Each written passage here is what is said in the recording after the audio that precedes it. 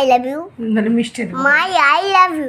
আমাদের মা বাবা আমাকে দেখুন কি করছে, পুরো ভূত সাজিয়ে দিচ্ছে। এভাবে ভালোভাবে কর কাজে। I love you, I love you, I love you, I love you, I love you, I love you. আমার হালাম আলহামদুলিল্লাহ, বিসমিল্লাহ আল্লাহ একবার।